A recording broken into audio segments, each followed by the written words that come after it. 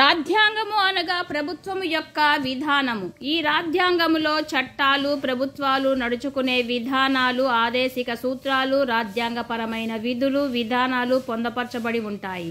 ప్రతి దేశానికి ప్రభుత్వం అనేది సర్వసాధారణము. ప్రతి ప్రభుత్వానికి రాజ్యాంగము అన్నది అతి ముఖ్యమైనది. ప్రభుత్వము అన్నది శరీరమైతే రాజ్యాంగము అన్నది ఆత్మ లాంటిది.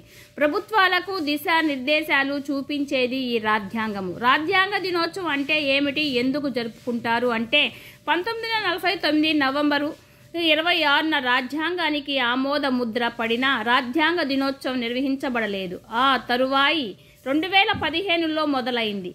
ప్రతి ఏటా నవంబర్ 26న రాజ్యాంగ దినోత్సవం జరుపుకుంటుంది. భారత ప్రభుత్వం 2015 నవంబరు 19న గెజిట్ నోటిఫికేషన్ విడుదల చేసింది.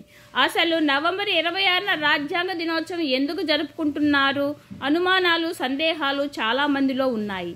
ఎందుకో తెలుసుకోవాలి అంటే ఓసారి చరిత్రలోకి వెళ్లాల్సిందే. సుదీర్ఘకాలం పరాయి పాలనలో మగ్గిన దేశం భారతదేశం.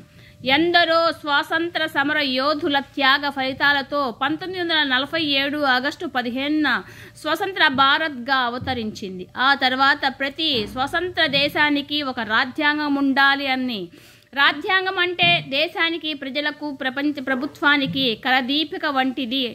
ఆ దీపస్తంభపు వెలుగులో సర్వత్రా సార్వభౌమాధికారంగా దేశ ప్రగతి వైపు అడుగులు వేయాలి. అందుకనే రాజ్యాంగానికి ఆధునిక ప్రజాస్వామ్య చరిత్రలో అంతటి విశిష్టమైన స్థానం ఉంది.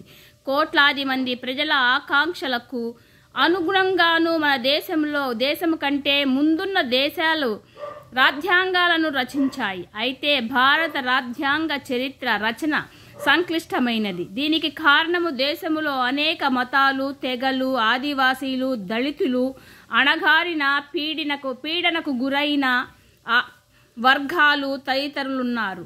వీరి ఆకాంక్షలకు అనుగుణంగాను రాజ్యాంగ రచన ఒక సవాల్ లాంటిది. ఈ నేపథ్యంలో భారత మొదటి రాష్ట్రపతి బాబు రాజేంద్ర ప్రసాద్ నేతృత్వంలోని రాజ్యాంగ సభ డాక్టర్ బాబాసాహెబ్ అంబేద్కర్ సారథిగా డ్రాఫ్టింగ్ కమిటీని ఏర్పాటైంది. రాజ్యాంగ రూపకర్త అంబేద్కర్ గారు భిన్నత్వ సమ్మిళితమైన దేశానికి రాజ్యాంగాన్ని రూపొందించడంలో ఎంతగానో శ్రమించారు.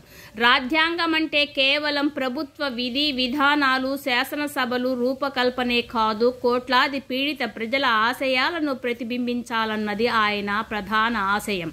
ఆయన కృషి ఫలితంగానే ప్రపంచంలోనే కొత్తదైన రాజ్యాంగం రూపుదిద్దుకుంది. అందుకనే ప్రపంచంలోని అనేక దేశాలు రాజ్యాంగాల కంటే భారత రాజ్యాంగం ఉన్నత విలువలను కలిగి ఉంటుంది, మన్ననలు పొందింది.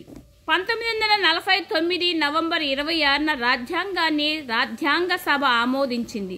జనవరి 26, 1950 నుంచి రాజ్యాంగము అమలులోనికి వచ్చింది. నవంబర్ 26న రాజ్యాంగ సభ రాజ్యాంగాన్ని ఆమోదించిన రోజు కనుకని ఏటా ఈ రోజున రాజ్యాంగ దినోత్సవంగా సర్వత్రా నిర్వహిస్తున్నారు. 2015లో అంబేద్కర్ గారు 125వ జయంతి సందర్భంగా నవంబర్ 26న ఏటా రాజ్యాంగ దినోత్సవం నిర్వహించాలని కేంద్ర ప్రభుత్వం నిర్ణయించింది. మన దేశంలో ఏటా నవంబర్ 26న రాజ్యాంగ దినోత్సవాన్ని జరుపుకుంటున్నారు.